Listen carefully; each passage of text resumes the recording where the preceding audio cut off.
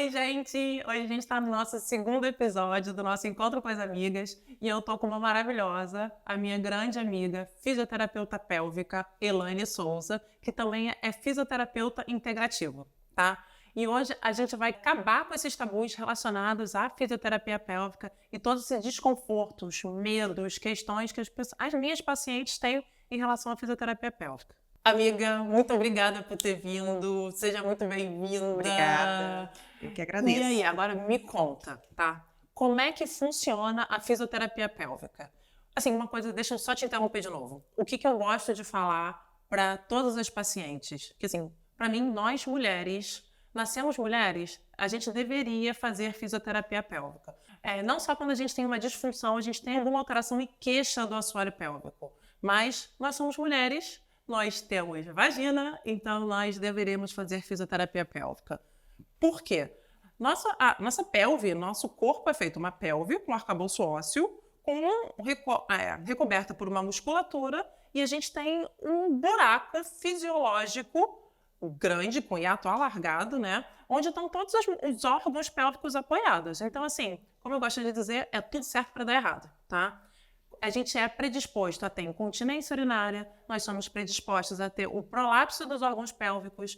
Ninguém nos orienta a como contrair, como relaxar, que na hora que a gente vai fazer um esforço físico, a gente tem que contrair, fazer uma contrapartida nessa musculatura do assoalho pélvico quando a gente vai pegar peso, vai fazer crossfit, sabe? Quando a gente está na academia correndo, a gente não aprende a realmente fazer uma oposição a esse aumento da força da pressão intra-abdominal. Então, a gente tem tudo para dar errado. Fora que a gente tem um esfíncter que não pega 360 graus da nossa uretra, que já mede de 2 a 5 centímetros. Então, assim, grande probabilidade de, com o envelhecimento, com o passar do tempo, da gente ter incontinência urinária, perder xixi de uma forma involuntária. Então, hoje eu trouxe aqui a Elaine para ela dizer para a gente e explicar um pouquinho como funciona a fisioterapia pélvica e que, para mim, é muito importante, todas nós deveríamos fazer. Eu faço de uma forma bem regular, tá? Mas eu faço, já fiz e pretendo voltar, ser uma menina boazinha, tá? E, amiga, me conta, como é que é a fisioterapia pélvica, como é que ela funciona, quais são os princípios e como é que a gente consegue mudar vidas, dar qualidade de vida para as mulheres? Bom, primeiramente, obrigada pelo convite. Você sabe que eu adoro, né, falar sobre fisioterapia pélvica. Eu acho que a gente ainda é muito pobre, né? No mundo leigo, a fisioterapia pélvica ainda é pouco conhecida. Ela é muito conhecida, indicada no meio médico, mas é muito comum no consultório os pacientes chegarem e falarem: olha, eu nunca ouvi falar desse tipo de fisioterapia. Então, eu fico muito feliz quando eu recebo esse tipo de convite para poder falar um pouco, explicar um pouco e falar da importância que é cuidar do nosso assoalho pélvico. E, resumindo, a fisioterapia pélvica, ela é uma especialidade da fisioterapia, né? Um braço aí da fisioterapia que a gente tem para nos auxiliar na reabilitação da musculatura do assoalho pélvico. E para quem não sabe, né, o assoalho pélvico é o conjunto de músculos que vão dar sustentação para alguns órgãos, como bexiga, útero, intestino. E uma coisa que eu achei importante que você falou é que assim, a fisioterapia pélvica ela atua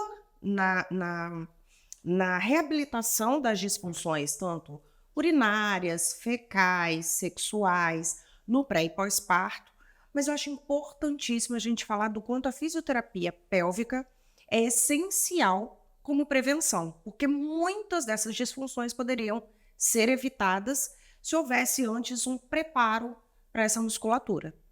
E como é que assim, zilhões de vezes quando assim, eu indico para o paciente, falo, a gente vai precisar fazer fisioterapia pélvica.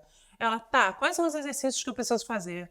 E eu explico para ela, não é comigo, não sou eu que vou te orientar a fisioterapia pélvica. Você precisa de uma fisioterapeuta pélvica especializada que vai te orientar a contrair e relaxar, saber a musculatura certa. Porque assim, várias vezes quando você está examinando a paciente e você pede para ela fazer uma contração dessa musculatura, você quer avaliar o tônus da musculatura do assoalho pélvico dela, você pede para ela contrair e ela contrai a bunda, o abdômen, puxa a perna, mas ela não consegue contrair a musculatura adequada.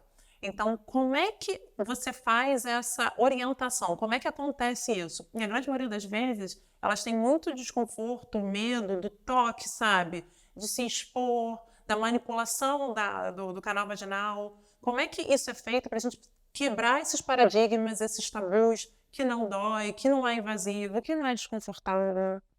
Então, é até bem comum muita gente perguntar assim: a fisioterapia pélvica é igual a pompoarismo, né?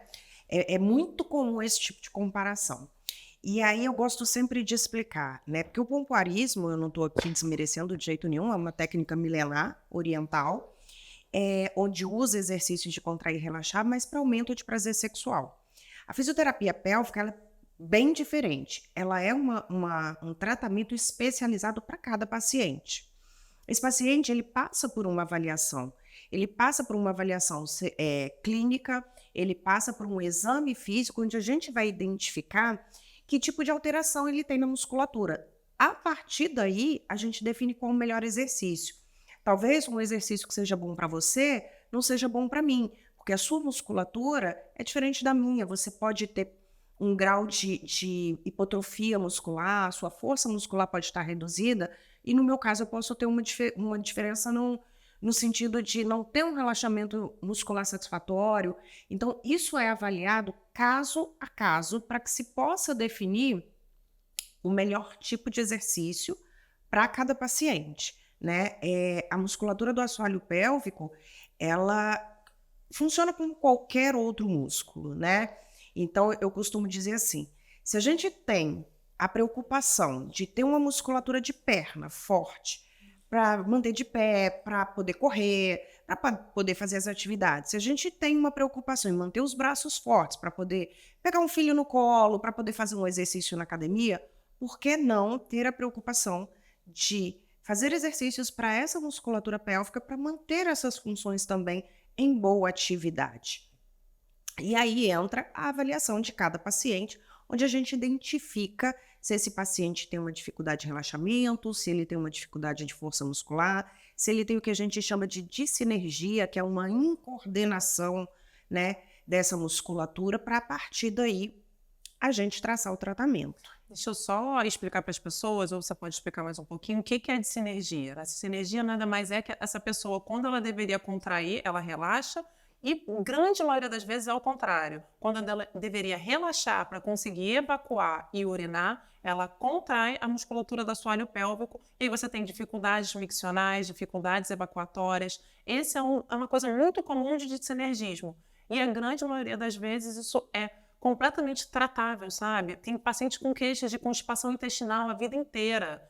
A grande maioria das vezes os pacientes têm queixas, têm alterações evacuatórias que levam a alterações urinárias, porque essa musculatura é única, o assoalho pélvico é um.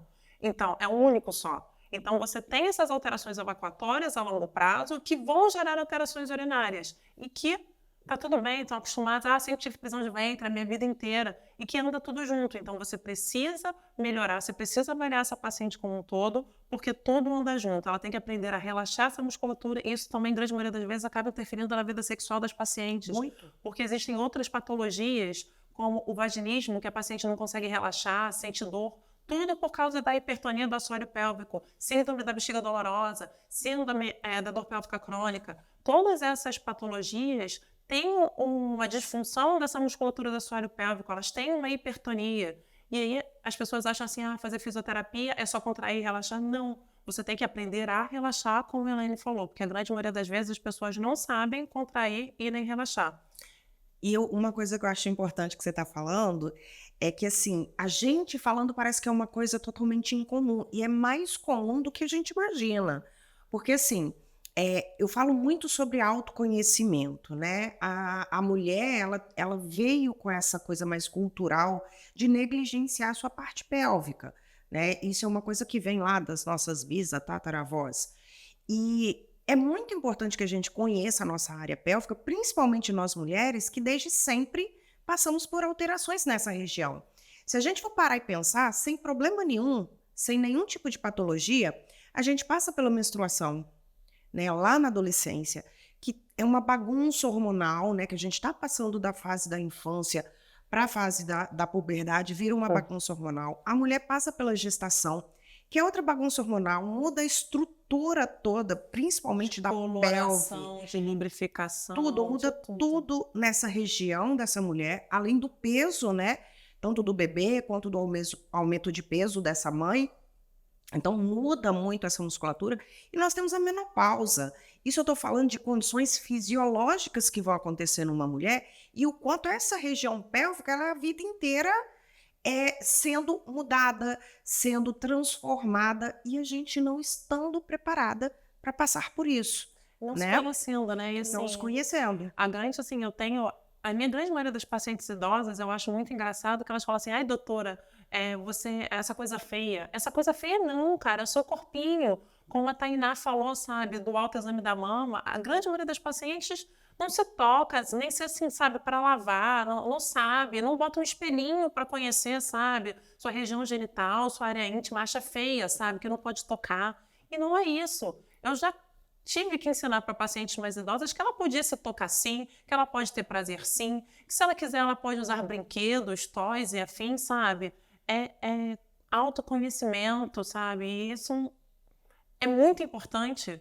E são todas essas alterações, essas coisas fisiológicas de conhecimento, de pudores que a sociedade impõe, mas que os mais jovens hoje em dia têm menos, mas para a nossa geração e para gerações acima da gente, ainda existe muito pudor para se falar, para se ver, para poder se tocar. E eu até faço um desafio, tá? A gente está vindo agora de uma geração um pouco mais moderna, a gente tem falado sobre empoderamento feminino, essa coisa toda, porém ainda é muito comum a gente ver a falta de conhecimento, principalmente do assoalho pélvico. Faço um desafio a qualquer mulher agora, se eu falar assim, jovem ou não, prende o xixi e ela imediatamente fazer isso aqui. Isso mostra a total falta de conhecimento que a gente tem do nosso próprio corpo, né? Primeiro que a gente não foi ensinada. Eu costumo dizer que reeducar uma coisa que não foi ensinada é bem complicado. Segundo, a mulher tem essa questão da beleza, da postura, então ela acaba usando muito o abdômen, acaba usando muito essa região de peitoral, e ela esquece que existe um assoalho pélvico. Então, assim, não é incomum, inclusive nas mulheres mais jovens que estão aí nessa modernidade, não terem esse conhecimento do que é realmente prender um xixi, relaxar, prender um cocô, prender um ou relaxar. Às vezes você pede, ela tá lá, ela contrai o rosto, ela prende a respiração para tentar prender um xixi. Isso, assim, não é incomum, não é o legal, mas mostra o quanto a mulher precisa trabalhar essa região. E esses pudores precisam sim ser desmistificados, a gente precisa conhecer a nossa região íntima. Eu costumo falar para as minhas pacientes que têm mais pudor, mais vergonha, eu falo, gente, ter uma vagina é como eu falar que você tem um nariz, que você tem uma orelha, parte do seu corpo. E da mesma forma que você cuida da sua orelha, que você faz sua higiene na orelha, que você cuida das suas mãos, você também tem que cuidar das suas partes íntimas, porque são elas que desenvolvem papéis importantes, como prender o xixi, ter a continência urinária, ter a continência fecal e lá no futuro não ser aquela senhorinha que vai ficar tendo escape de xixi, escape de fezes, ou não conseguir segurar não só senhorinha, tá? Mulheres jovens, #jovens perdem também. Cada dia mais. Cada dia mais. Amiga, mas fala pra gente como é que funciona a avaliação. Você consegue explicar como é que, assim, avaliar, como a paciente vai chegar, o que ela tem que esperar dessa avaliação de toque, de tratamento, como é que funciona isso para elas? Bom, a avaliação, eu costumo dizer que é a parte mais importante, né, e é o que vai definir o melhor tratamento para cada paciente. Então, na avaliação, a paciente ela vai ter toda uma avaliação, uma anamnese, que a gente chama uma conversa, né? Onde eu costumo dizer que eu me meto mesmo na vida de todo mundo, porque eu vou lá na história desde aquela ela vai bolinha. Exatamente, desde que ela estava na barriga da mãe, para entender como ela chegou naquele processo, ou pelo menos tentar entender como ela chegou naquele processo. A partir daí, a gente faz a avaliação física. A avaliação física nada mais é do que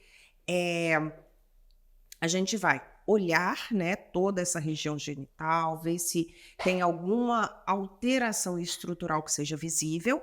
Além disso, a gente vai fazer o toque vaginal. Ah, mas é um toque igual do ginecologista? Não, não é um toque igual do ginecologista.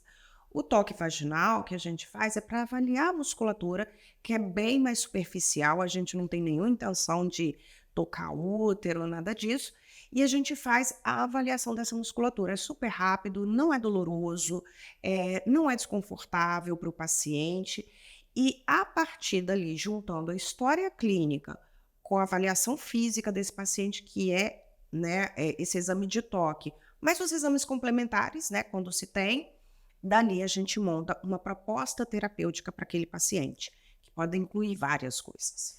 E nessa proposta, então, assim, sempre vai ser a mesma coisa? Toda vez que você for na sessão, vai fazer a mesma coisa? Quantas sessões, normalmente, por semana, essas pacientes precisam ir? Eu estou te perguntando isso porque são as perguntas que chegam para mim. Essas são as dúvidas que as pacientes falam comigo. Quantas vezes por semana eu vou precisar ir? Quanto tempo? Quanto tempo? Ah, por que você escreveu 12 sessões no pedido? Que eu tento explicar que não tem um número mágico, que varia de pessoa para pessoa, mas conta você. Essa pergunta também é a mesma pergunta que me fazem no dia da avaliação. Eu vou precisar de quantas sessões? E a gente está falando de músculo. Se você vai para academia, como é que você fala para o professor? Com quantas sessões eu vou estar muito forte pegando 100 quilos? Quantas aulas? Não sabemos, né?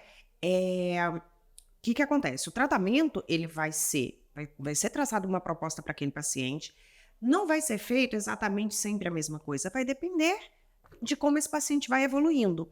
A gente vai reavaliando a cada sessão como é que esse paciente está evoluindo em relação à queixa dele, né? À medida que ele vai melhorando, a gente vai dificultando. Assim como a gente faz num processo lá na academia. Você começa pegando um halter de 1 quilo, à medida que você vai ficando mais forte, você passa para 3, para 10, para 50, para 100 e por aí vai. Então, assim, a proposta é que esse paciente tenha, né, uma disponibilidade de pelo menos 2 vezes na semana, como ir ao consultório, né?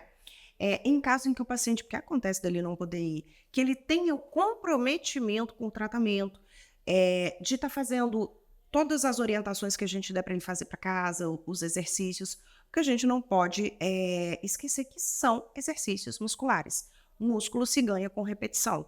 O músculo se ganha cada vez fazendo mais e mais e mais. Então, assim, fazer uma vez na semana e só na semana seguinte a gente vai ganhar, pode até ganhar, mas muito pouco e num processo muito demorado. Quando é que esse paciente vai ter alta? Eu costumo dizer que nunca, mas não de mim, mas dos exercícios. É músculo. E eu costumo falar assim para os meus pacientes: se Deus quiser, a gente vai ficar bem velhinha. Porque é isso que eu quero, a gente quer ficar velhinha. Então, os músculos vão ficando flácidos, como qualquer outro músculo da gente. Então, o que eu costumo fazer? O paciente se apresenta para mim com queixa, nós vamos fazer de tudo para resolver aquela queixa, né? Resolvido aquele problema, ele vai ter as orientações de fazer a manutenção disso em casa, tá? Em alguns casos, eu peço que ele faça uma manutenção no consultório, uma vez por ano, dependendo do caso, ou de 6 em 6 meses, voltar ao consultório para a gente fazer uma manutenção. E tem aqueles casos que eu nem preciso que ele volte para fazer manutenção, desde que ele se comprometa a fazer daquilo hábito, fazer daquilo rotina. Eu costumo falar com as minhas pacientes o seguinte: mulher é muito complicado, né? A gente tem que lembrar todo dia. Ah, mas é o creminho do olho, é esse da testa, esse do cabelo. Eu tenho que lembrar também do assoalho pélvico. É muita coisa para lembrar. Então, quando meu paciente tem alta, eu sempre falo: vamos adaptar alguma coisa que você faz diariamente. Se for uma pessoa que faz atividade física, eu faço academia. Então, vamos adaptar os exercícios do assoalho pélvico aos exercícios da academia. Porque se você vai à academia todos os dias você vai fazer. Ah, não faço nada, eu sou sedentária. Já tá errado aí, deveria fazer. Já começou errado. Né? Já começou errado. No nosso Mas próximo existe. podcast, você vai ver. Mas existe. Ah, eu sou sedentária. Eu já tive paciente que eu adaptei, a vida dela era tão complicada, que eu falei assim: não, a gente precisa achar, então, alguma coisa que você nunca vai esquecer de fazer, que é uma rotina de vida. Ah, Elaine, eu acordo todo dia, a primeira coisa que eu faço é escovar o dente. Ótimo, vamos adaptar os exercícios na hora de você escovar o dente, porque assim, daqui a pouco isso tá automático. Então, assim, eu costumo dizer que a questão não é a alta. A questão é você mudar hábitos. A gente vai fazer todo um tratamento para que você melhore suas queixas, melhore os sintomas, melhore aquela disfunção que você apresenta. Porém, a manutenção dessa musculatura é eterna. É músculo como qualquer outro.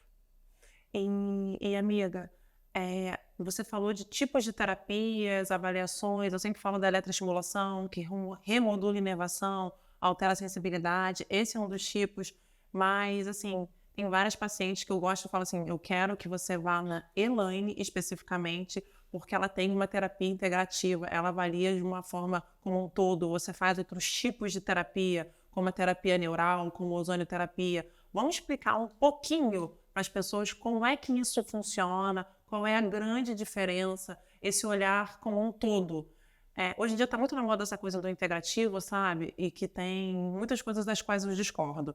Mas a Elaine, ela consegue usar essas coisas desse tipo de terapia complementar de uma forma maravilhosa e que tem um resultado maravilhoso. Então, assim, tem vários pacientes, principalmente pacientes de dor pélvica crônica, síndrome da bexiga dolorosa, eu falei, olha, você pode ter passado por zilhões de fisioterapeutas, mas eu acho que, assim, a grande maioria das vezes é uma alteração músculo-esquelética, mas, assim, eu preciso que você vá na Elaine, porque tem um processo inflamatório crônico, tem isso, tem aquilo, sei lá o quê, que ela é a pessoa que vai conseguir te resolver. Conta. Desafios, né? Ela me desafia. Então, eu costumo dizer que dentro da área da saúde hoje, nós temos muitas opções, né? E falando de fisioterapia, nada vai substituir o trabalho, o manual, os exercícios. O que a gente tem são complementos, e graças a Deus são complementos que são maravilhosos, que a gente pode lançar mão ali para nos auxiliar no tratamento. Então, na fisioterapia pélvica, a gente já trabalha com a eletroestimulação, né, que são correntes elétricas que estimulam o músculo a funcionar. Deixa eu só te fazer uma pergunta no meio do caminho, que eu gosto muito de falar para meus pacientes sobre o biofeedback eletromiográfico, que ela mesma fala que não é o último biscoito do pacote, mas por que eu, Rebeca, acho o último biscoito do pacote? Que você consegue ver é uma coisa palpável, sabe? Para você avaliar, você conseguir ver o quanto você consegue, o funcionamento das suas fibras rápidas, o funcionamento das suas fibras lentas, e você consegue dimensionar isso de uma forma palpável, sabe? Que você tá vendo, é igual tipo um videogame, você fica ali brincando com o negócio.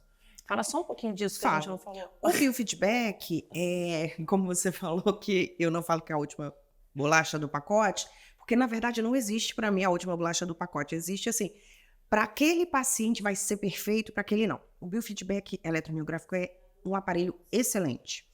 Por quê? Ele usa eletrodos de eletromiografia que tem sensores que vão captar o impulso elétrico do músculo. Resumindo, a gente coloca uns sensores e tem uma TV que vai passar exatamente o que aquele músculo está fazendo. Ele capta exatamente a condução elétrica do músculo. E para mim, como profissional, é excelente, porque eu consigo ser muito precisa no músculo que está falhando, naquele que precisa ser melhorado, porque aquilo ali não tem um erro. Ele lê exatamente o que o músculo do paciente faz. Por outro lado, para o paciente, ele é maravilhoso. Por quê? Porque ele mostra de retorno para esse paciente numa tela esse músculo funcionando. Então, se eu pego, por exemplo, um paciente que não tem coordenação nenhuma, que não sabe contrair, e quando eu coloco e eu falo para ele assim, prende o xixi, e ele vê o que está acontecendo, para ele ter essa resposta e entender o que ele tem que fazer é muito melhor. Então, assim, para muitas patologias, para muitas disfunções, ele vai ser excelente. Para mim, no sentido de me ajudar a avaliar melhor esse músculo e ser mais precisa onde eu quero trabalhar, qual musculatura, qual fibra, se é uma fibra rápida, se é uma fibra lenta. E para o paciente, ele consegue dar essa, como você diz, é palpável, porque ele vai ver o músculo dele funcionando. Então, ele vai entender melhor o comando que eu estou passando para ele executar. É videogame. É basicamente isso, é um videogame e ainda tem uma tela lúdica que ajuda bastante. Tem balão, tem avião, passarinho. tem passarinho. Então, assim, é bem legal, porque isso acaba motivando o paciente a fazer aquilo da forma correta.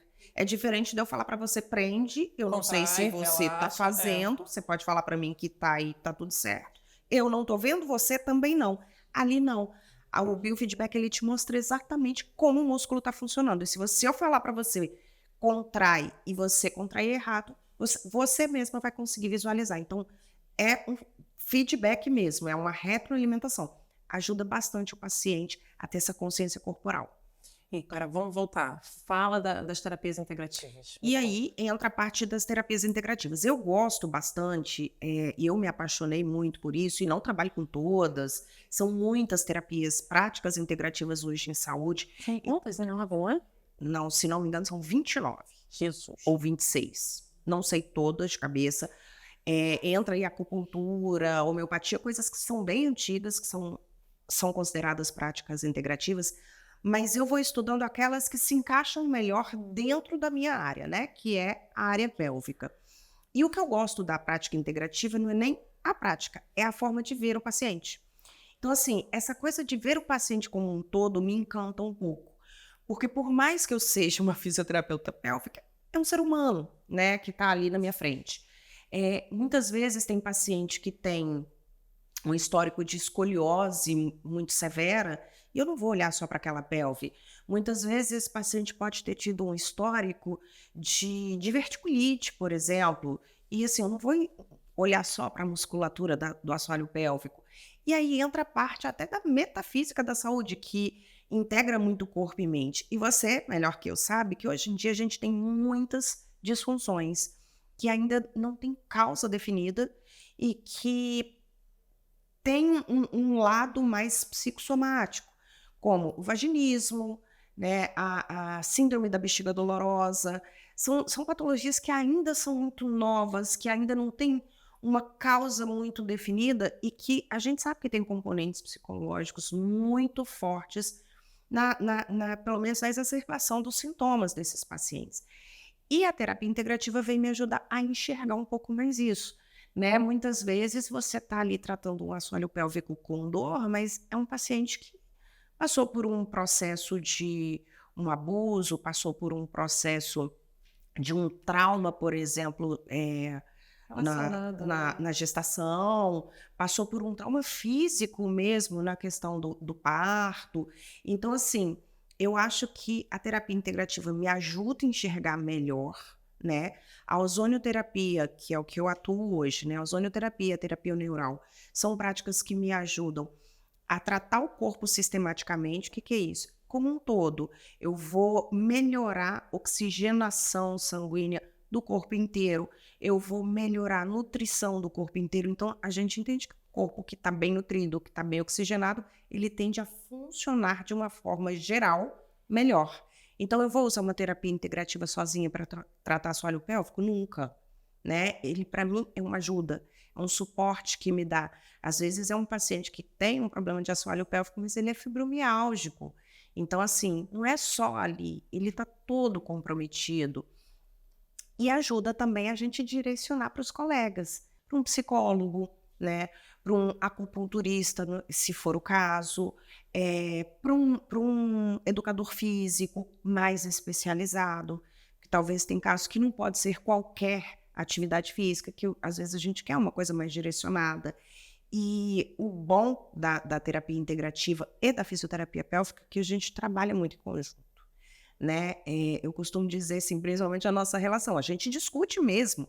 Eu estou com um paciente assim, eu estou com um paciente assado, porque a gente se preocupa com o paciente como um todo, né? A gente não trabalha sozinha.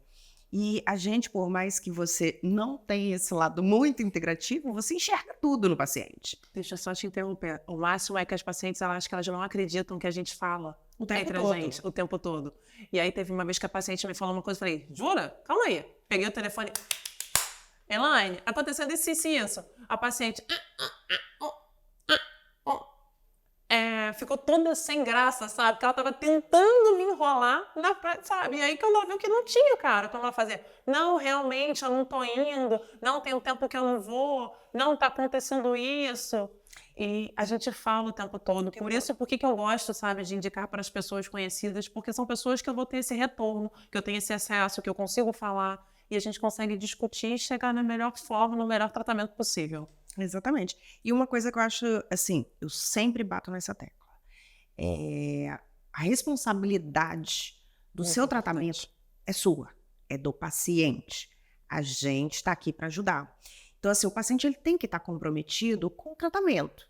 Ele tem que estar comprometido com a melhora dele. E aí, quando a gente fala em estar comprometido, é ele ter o mesmo comprometimento que nós temos. Da mesma forma que a gente troca informação, você me liga para psicólogo, todo mundo se fala e, assim, a gente se preocupa de verdade com cada caso, com cada paciente. Eu acho que o próprio paciente tem que se preocupar também com ele mesmo, né? Sim. Muitas vezes a gente orienta, você precisa de um nutricionista, mas sei, eu não gosto de nutrição. Mas existem, por exemplo, mudanças comportamentais na alimentação que vão ser importantíssimas para alguns problemas, principalmente de bexiga, como no caso da bexiga dolorosa, da bexiga hiperativa, pacientes, por exemplo, que têm problemas assim de irritações intestinais muito graves. Não adianta eu tratar e o nutricionista não entrar, mas também não adianta eu tratar, o nutricionista entrar e a pessoa não fazer. Então, esse comprometimento tem que ser um comprometimento de todo mundo, né?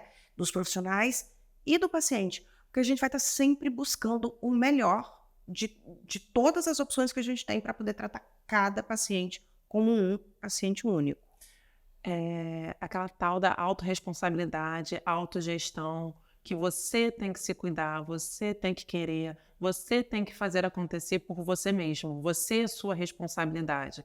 O que eu vejo, assim, a gente discute isso muito, sabe? Principalmente pacientes com doenças psicossomáticas, como a bexiga dolorosa, que são os casos mais difíceis, normalmente elas querem delegar a solução dos problemas, sabe? E não querem assumir a responsabilidade, sabe? Não querem fazer as coisas que a gente pede, achando que querem uma fórmula mágica, querem uma cirurgia que resolva. Zilhões de vezes, assim, eu tento explicar para os pacientes coisas simples, assim, incontinência urinária de esforço. Por que pacientes jovens que querem operar, os pacientes não querem fazer fisioterapia, não querem ter essa conscientização perineal? É muito mais fácil você... eu quero só operar. Tudo bem, mas a cirurgia tem prós e contras, tem custo-benefício, sabe? Tem evolução a longo prazo, você pode voltar a perder xixi de novo. Então, assim, o mundo mágico ideal, a linha de tratamento de todas as sociedades, sabe? Sociedade brasileira, sociedade americana, sociedade europeia, sociedade internacional de uroginecologia, linhas de tratamento, primeiro, menos invasivo e com mais invasivo. Fisioterapia pélvica, e se você não tiver uma boa resposta, aí sim você vai seguir a investigação e pensar em tratamentos mais invasivos, que são os tratamentos cirúrgicos. Mas primeiro, a gente tem que tentar a fisioterapia pélvica, mas a gente também lida com realidades. Não, doutora, eu não tenho tempo, eu não tenho qualidade de vida, eu quero operar. Tudo bem, a gente vai operar. Todavia, entretanto, porém, você tem que estar ciente que pode vir a ter recidiva. Ou eu quero operar agora porque eu estou muito desconfortável, mas sim, tudo bem, eu vou me comprometer a associar a fisioterapia pélvica para não deixar isso recidivar ou não piorar. Ótimo, mas tem que ter essa conscientização e autogestão, autocomprometimento. Amiga, esqueci de alguma coisa? Alguma coisa que assim, você queira falar que seja importante? Eu acho que a gente falou sobre tudo, né? Eu, assim, o meu sonho, né, sonho de Elaine é ver se desabrochar, sabe, dessas mulheres para sua própria responsabilidade. Eu acho muito legal quando acontece dentro do consultório de entrar uma paciente com um problema e sair uma mulher muito diferente em todos os sentidos. Porque é exatamente isso que a gente tenta fazer.